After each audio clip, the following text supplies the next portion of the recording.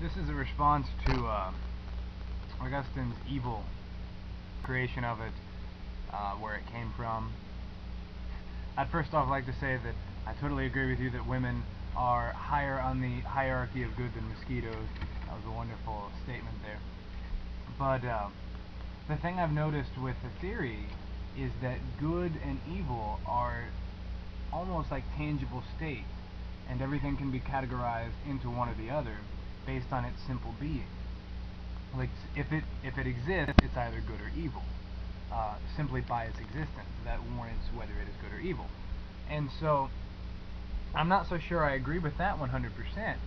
I would say more that we were created here, and we were created by a good, essentially, and entirely good creator.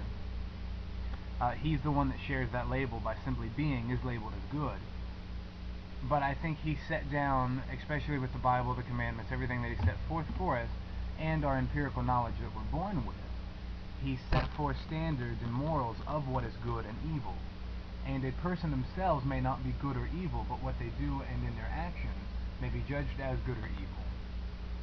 Essentially, person A may not be good or evil, but when he murders person B, he has committed an evil deed, not relegating himself to be evil, but simply having committed an evil deed.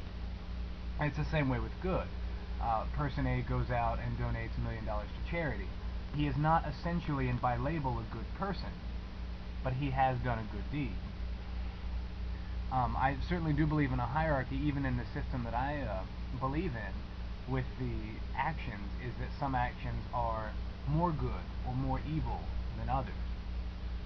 For example, let's just say you help a guy out change a tire, as compared to giving $1 million to charity. Obviously, the $1 million to charity is able to be judged to be more good, not necessarily better, I guess, when we're taking good as that term, because its benefit travels farther and reaches more people, whereas the changing the tire simply benefits that one person.